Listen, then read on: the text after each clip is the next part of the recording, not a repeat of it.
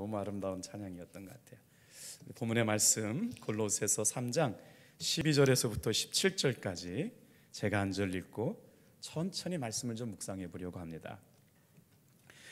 그러므로 너희는 하나님이 택하사 거룩하고 사랑받는 자처럼 긍휼과 자비와 겸손과 온유와 오래 참음을 옷 입고 서로 용납하여 피차 용서하되 주께서 너희를 용서하신 것 같이 너희도 그러하고 이 모든 것 위에 사랑을 더하라. 이는 온전하게 매는 띠니라. 주양하게 하라. 너희는 평강을 위하여 한 몸으로 부르심을 받았나니 너희는 또한 감사하는 자가 되라. 그리스도의 말씀이 너희 속에 풍성히 거하여 모든 지혜로 피차 가르치며 권면하고 시와 찬송과 신령한 노래를 부르며 감사하는 마음으로 하나님을 찬양하고 또 무엇을 하든지 말에나 일에나 다 주 예수의 이름으로 하고 그를 힘입어 하나님 아버지께 감사하라. 아멘. 오늘 이 본문의 말씀을 가지고 사랑은 영원합니다 라는 제목의 말씀으로 잠시 은혜를 나누려고 합니다. 아기가 출생한 뒤에 9개월 이내에 엄마가 직장 생활을 하게 되면 직장 생활을 갖지 않은 부모와 차이를 보였다는 거예요.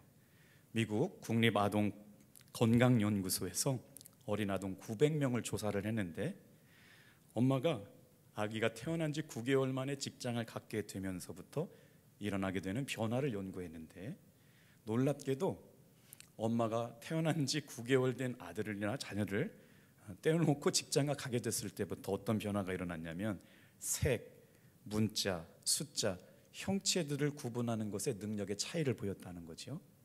그래서 검사 결과 전업주부, 그러니까 아이들을 위해서만 시간을 보내는 엄마들의 밑에서 자란 아이는 3세 때까지 평균 50% 이상의 능력을 보여줬는데 일하는 엄마 밑에서 자란 아이들은 44% 이하의 능력을 보여줬다는 거예요.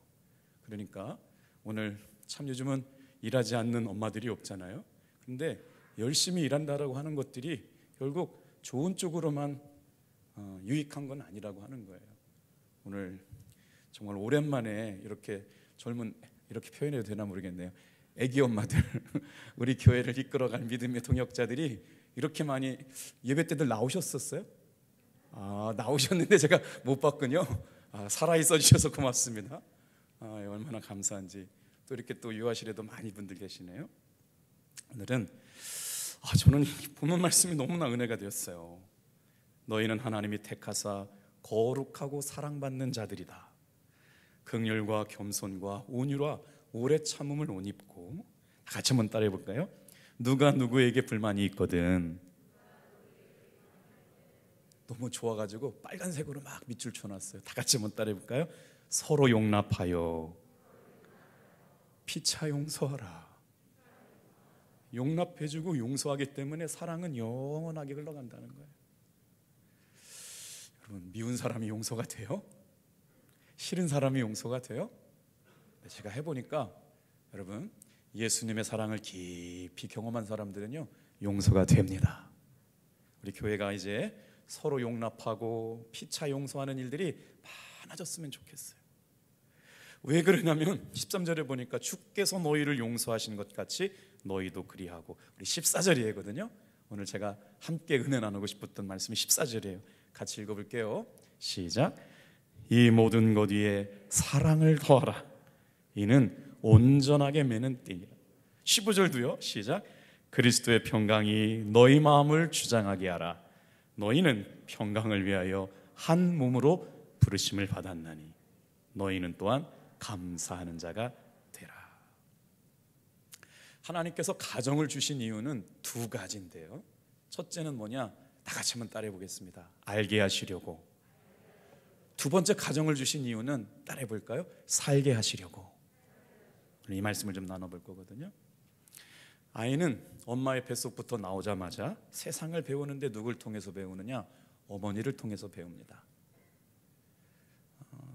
애착이라고 하는 관계가 형성되면서 이제 세상을 배우게 되죠. 그래서 어머니가 아이를 키울 때 어떻게 젖을 먹이느냐에 따라서 아이의 성격이 발달된다는 거 아니에요. 결정된다는 거예요. 막 바쁘고 분주하고 신경질적으로 먹이면 그게 고스란히 그 아이의 성격이 된다는 거죠.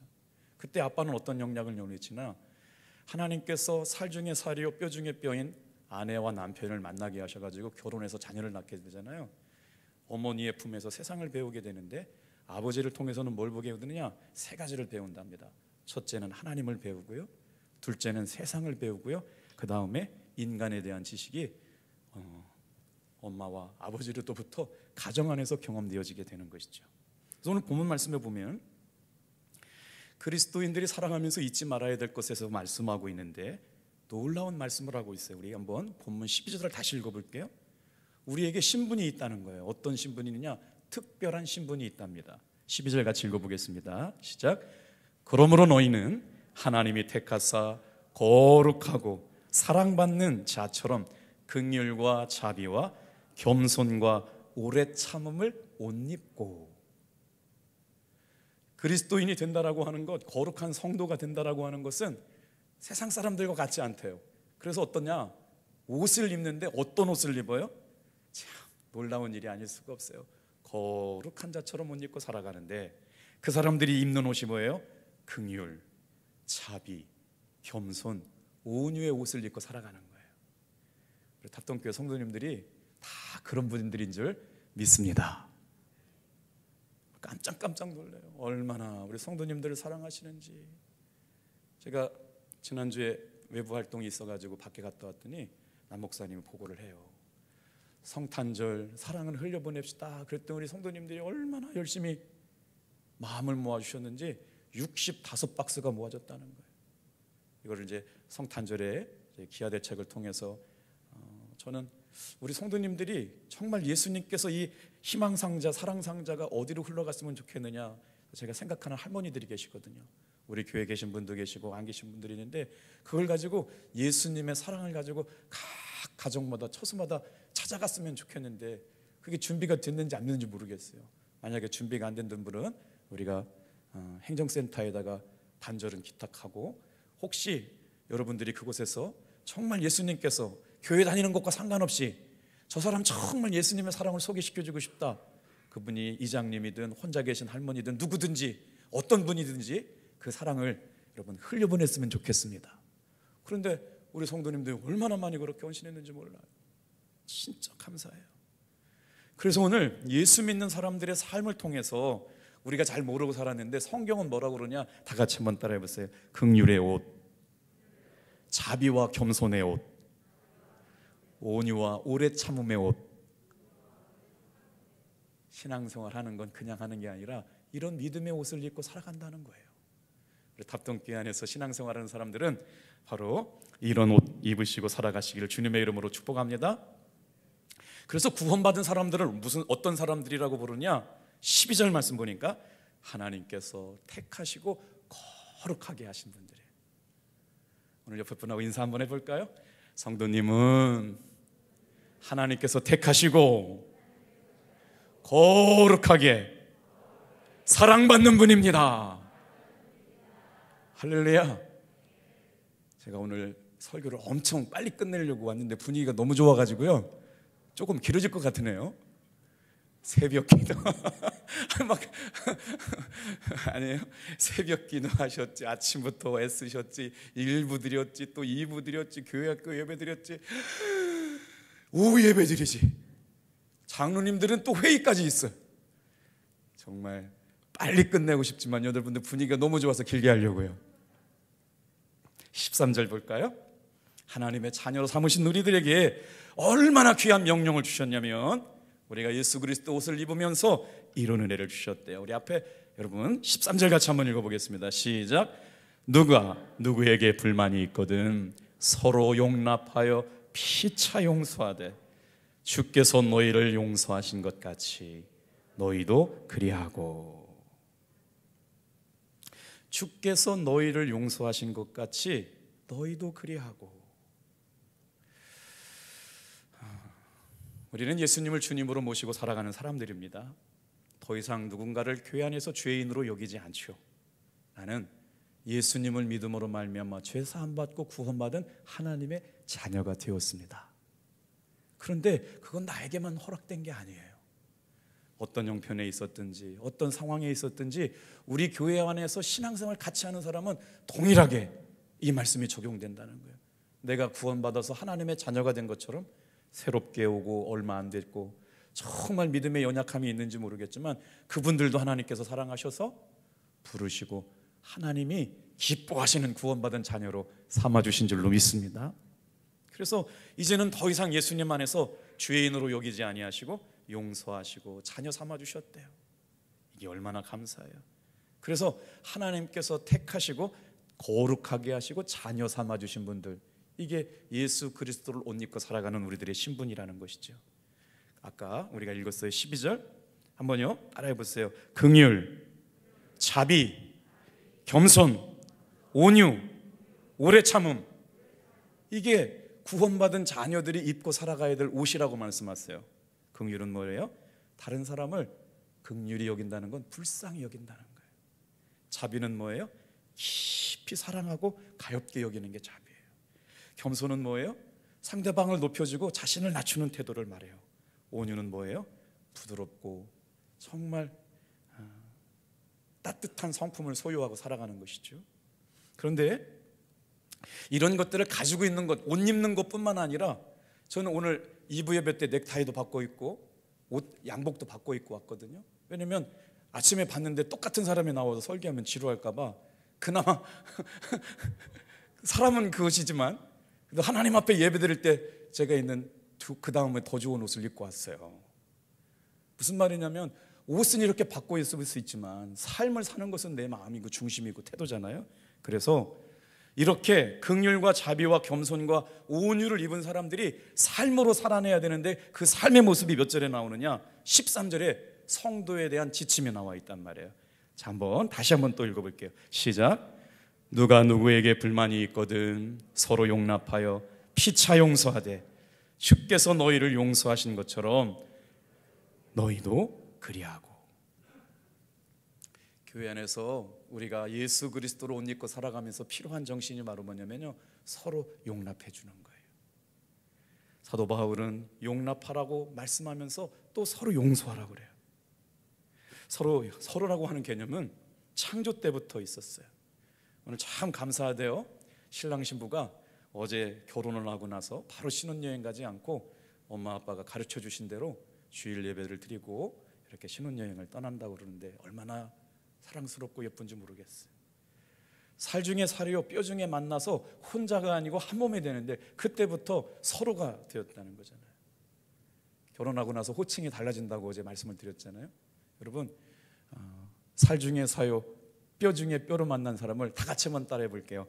여보라고 불러주세요. 저를 여보라고 하라는 게 아니고 깜짝 놀라서 얼굴이 빨개지셨어요. 새댁들이에요. 아니에요. 저도 여보가 있어요. 저를 여보라고 부르라고 하는 게 아니고 제 여보는 따로 있으니까 막 얼굴 빨개지고 그러지 말아요. 진짜 새댁들이 얼굴이 막 빨개져 막 여보라고 부르라고 그랬더니 제 여보는 저기 있다고요. 여러분의 여보 무슨 자면 한자로 풀이해 드릴게요. 같을려에 보석보자를 썼어요. 결혼하고 나서 남편과 아내가 호칭이 달라져요. 여보라고 하는 말은 남편을 보석처럼 여기고 살아가요. 남편이 아내를 보석처럼 여기고 살아가요. 그런 가정들 되길 축복합니다. 집에 가서 남편을 여보라고 불러봐요. 용돈이 달라질 거예요. 아니 왜 저 뒤에 50대 된 여성 여회원들이 막 저렇게 막 좋아해요. 막 나 저런 웃음소리 처음 들었네. 더 좋은 거 가르쳐 드릴게요. 다시 한번 따라해 보세요. 당신. 나를 당신이라고 여기지 말아요. 아시죠? 당신이라고 하는 걸 한자로 풀이해 드릴게요. 무슨 말이냐면요, 마땅할 당자에 몸신자예요. 살 중에 살이요 뼈 중에 뼈인 사람이 만나서 당신이 되었어요. 호칭이 달라졌어요. 뭐예요? 마땅하게 마주보고 있는 아내와 남편을 내 몸처럼 여기고 아끼고 사랑하라. 이게 당신이래요. 멋지죠? 이게 계신 분들끼리 있어야 여보 당신 불러볼 텐데 집에 가서 하세요. 집에 가서. 놀랍게 우리 교회 안에 서로라고 하는 것, 함께라고 하는 것, 이 은혜가 풍성해지시기를 주님의 이름으로 축복합니다. 특별히 임효승 권사님 더 많이 부르세요. 너무 좋아하시네요. 오늘 13절 말씀에 보니까 이런 말씀이 나와요. 누가 누구에게 불만이 있거든. 교회 안에 불만이 있을 수 있다 없다? 있다. 사도 바울같이 훌륭한 목회자가 목회하고 있는데 그 성도들의 골로새 교회 성도들에게 말씀하고 있는 거예요. 누가 누구에게 불만이 있거든 한 건 뭐냐면 불만이 없을 수가 없다는 거예요. 우리 교회도 불완전한 교회예요. 목사도 불완전하고 성도도 불완전하고. 그런데 어떻게 해요? 불완전한 가운데 있으면서도 주님의 완전을 향하여 나가는 성도들이기 때문에 사도 바울도 이렇게 말씀하시는 거 아니죠? 다 같이 한번 따라해 볼까요? 누가 누구에게 불만이 있거든. 한번 생각해 보세요. 상대방하고 지낼 때 불만이 생기지 않을 수가 없잖아요. 불평이 생기지 않을 수가 없잖아요. 내가 생각하는 게 다르고 집사람이 생각하는 게 다르고 장로님이 생각하시는 게 다르고 목사님이 생각하게 달라요. 그런데 장로님들은 장로님만 옳다고 그러고 목사님만 목사님 나 옳다고 그러면 합력하여 선을 이룰 수가 없으니까 사도 바울이 누가 누구에게 불만이 있거든 함께 지내면서 남편과 아내가 혹시라도 불만이 생기는 일들이 생긴다 그러면 어떻게 하래요? 목사님들이 제일 목회하기 힘든 때가 언제냐면요, 당회가 올 때예요. 그래서 저도 보니까 속회를 꾸미고 여성교회를 이렇게 나누고 할 때 보면 못해요. 목사님 힘들어요. 저 좀 빼주세요. 내년엔 제발 좀 속회 좀 빼주세요. 뭐 이런 분들이 많아요. 거기까지는요 순한 양이야. 목사님 내년에도 저요 속장 부속장님 맡기면요 교회를 떠날 거예요. 협박을 해요. 지초리 협박을 해가지고 괜찮아요. 다 내려놓으세요. 우리 얘기만 아니고요 공통적으로 그래요. 교사 좀 해주세요. 좀 뭐 찬양대 좀 해주세요. 뭐 좀 섬겨주세요. 그러면요 연말 때면 이제 막 꾹꾹 눌러놨던 것들이 막 다 살아나가지고 막 그러거든요. 불만과 마찰이 생기지 않을 수가 없어요. 그런데 여러분 다 같이 한번 따라합시다. 예수님의 이름으로 극복하는 여러분 되길 축복합니다. 예수님 안에서 극복하지 못할 문제는 없다고 생각해요. 자, 그래서 우리 교회 안에 다르게 다 창조하셨지만 서로 용납하고 용서하고 받아들여지게 될 때 주님이 기뻐하시는 교회가 될 줄로 믿습니다. 독일에서 유학하고 있는 젊은 부부가 5살이 된 아이를 유치원에 보냈대요. 그래서 그 아이가 한국말을 배울 때쯤 되어서 아이들하고 놀면서 1000마디를 배워왔는데 무슨 말을 배워왔느냐, 디시게트라고 하는 단어를 배워가지고 유치원에 가서 1000마디를 배웠는데 여러분 그거 아시죠? 유치원에 가가지고요 이제 하늘이 어디 있어요? 하늘이가 욕을 배워올 거예요. 진짜입니다. 놀라워요. 애들이 집에 있을 때 엄마 아빠 있을 땐 욕 못 배우거든요. 유치원에 가면요 끼리끼리 놀다가 막 죽여 이씨 막 새끼야 막 이러고 욕을 배워와요. 근데 이 5살짜리 한국 젊은 부부가 유치원에 가서 배운 얘기가 디쉬캐트라고 하는 말이에요. 엄마 아빠가 알아들었어요. 넌 꺼져, 넌 빠져. 뭐죠?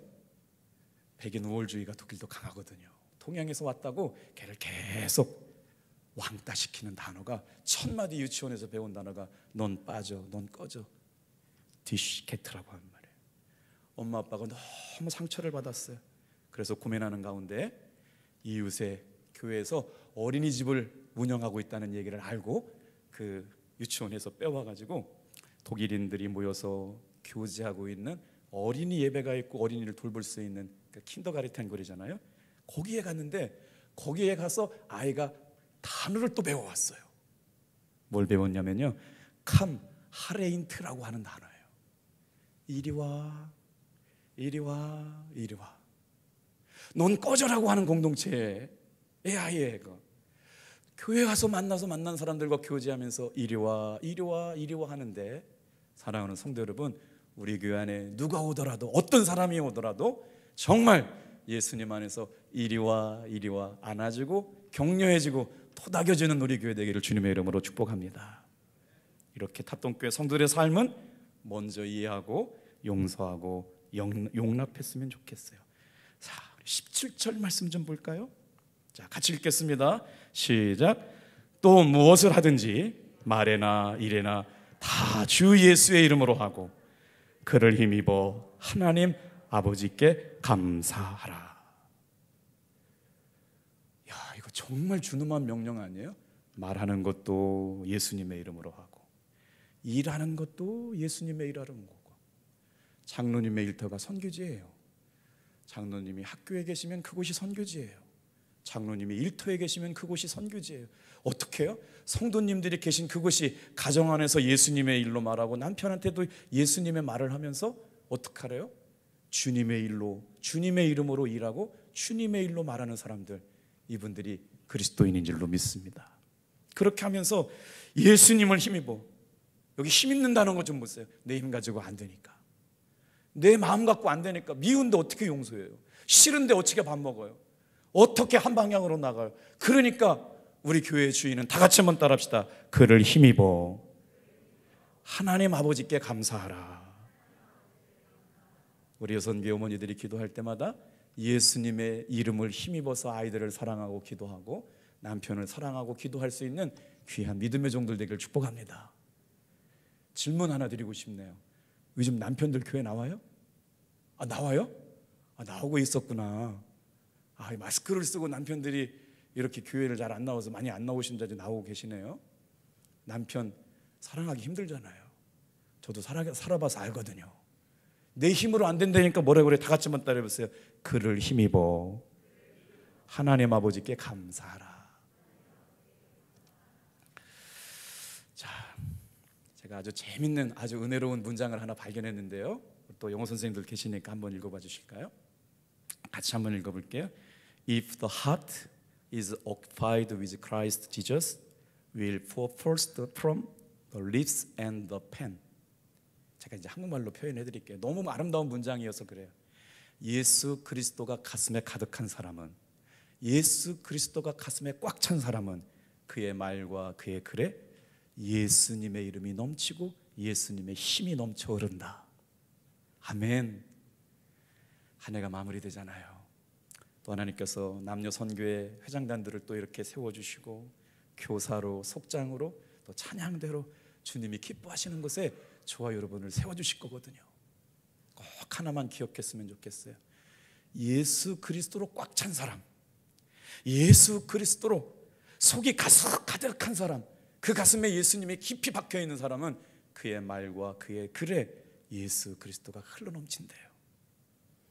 내가 말하고 있는 설교에 예수 그리스도가 담겨있나? 내가 하는 말과 행동에 예수 그리스도가 드러나고 있나? 엄마의 말 한마디, 아빠의 말 한마디, 엄마의 기도 한마디가 자녀들을 춤추게 할 줄로 믿습니다. 이제 이게 바로 뭐냐? 다 같이 한번 따라해보세요. 가정을 주신 이유, 어머니를 통해서 하나님의 사랑을 알게 하시려고 해요. 13, 14, 15 여선교회 어머니들이 기도할 때마다 우리 자녀들이, 믿지 않는 남편이 하나님을 알게 되기를 축복합니다. 두 번째요, 다 같이 한번 따라해 볼까요? 가정을 주신 이유는 살게 하시려고. 여기서 주어가 뭘까요? 하나님의 사랑으로 살게 하는 거예요. 하나님의 사랑을 경험하고 살게 하시려고요. 가정을 주신 것은 하나님을 알게 하시려고고, 그 가정을 통해서 하나님을 믿는 믿음으로 살게 하시려고요. 17절 읽었지만 또 읽게요. 자, 시작. 조금만 크게 읽어볼게요. 시작. 또 무엇을 하든지 말에나 일에나 다 주 예수의 이름으로 하고 그를 힘입어 하나님 아버지께 감사하라. 기독교인들이 모이는 인터넷 카페 한 여자 권사님이 자신의 경험을 글로 표현했답니다. 아들의 결혼식을 위하여 며느리의 가족들과 상견례 자리를 가졌대요. 양가 부모님이 형제 자매들과 함께 호텔 레스토랑에 모여서 상견례를 하면서 정중하게 인사를 나누었답니다. 그런데 그만 이상한 분위기가 연출되고 말았대요. 회사를 서울에서 운영하는 권사님의 가정과 달리 사돈이 될 사람이 시골에서 농사를 짓는 분과 이렇게 가정이 연결돼서 상견례를 하고 있었는데, 아마 호텔에서 처음 식사하셨나 봐요. 식탁 위에 삼각형으로 멋지게 접혀있는 냅킨을 본 시골에서 올라온 사돈댁이 그 냅킨을 밀짚 모자인 줄 알고 머리 위에 썼답니다. 여러분 있잖아요, 저도 잘 썼잖아요. 연출된 건데 진짜. 그랬더니 서울에서 사업체를 운영하던 사돈될 분들이 똑같이 냅킨을 들어가지고 밀짚 모자로 만들어서 여러분 모자를 썼답니다. 이게 용납하는 것인 줄로 믿습니다. 우리랑 수준이 안 맞다고 있을 수 없다고 튕겨나갔다면 여러분 사돈이 이루어질 수 없었겠죠. 그런데 냅킨이 꽃갈모자처럼 된 줄 생각하고 덩달아서 권사님의 남편이 똑같이 냅킨을 쓰게 됐다는 것이죠. 놀라운 사실, 이것이야말로 교회 안에서 먼저 믿은 우리들의 받아들임, 용납함이 되시기를 주님의 이름으로 축복합니다. 오늘 이제 연말을 맞이해서 행할 때 우리 교회 안에 옳고 그름을 가리지 않았으면 좋겠어요. 예수님의 기뻐하시는 것이 뭔지, 예수님이 원하시는 것이 뭔지, 예수님께서 정말 우리에게 허락하신 것이 뭔지를 묻는 성도들 되고, 우리끼리 서로 변론하거나 묻고 따지거나 옳고 그름을 변론하지 않았으면 좋겠어요. 다 같이만 따라합시다. 주님만이 왕이십니다. 사진 한 장 보여주고 우리 교회가 이런 교회 되었으면 좋겠습니다. 서경이라고 하는 시인이 쓴 시 중에 비빔밥을 먹으며 라는 시인데요, 나는 이 아름다운 세상에 살고 싶다. 서로 다른 성깔들을 살 부벼 빚어낸 감칠맛 도는 세계요, 잘 비벼진 비빔밥을 먹으며 나 또한 비벼지고 싶다. 내 가진 독단과 온갖 이기심을 비비고 비벼 허기진 세상 구석구석 달래고 싶다. 가까이 표정들도 아주 둥글게 비비다 보면 참기름 같은 고소함으로 하나 되는 법, 그 키막힘으로 화밤으로 뭉친 비빔밥을 먹으며 나 또한 비벼지고 싶다. 예수님의 사랑 안에서 참기름보다 더 진한 성도의 사랑으로 용납하고 뭉쳐지고 서로 사랑하는 것이 주님 안에서 영원하게 되시기를 주님의 이름으로 축복합니다. 기도하겠습니다.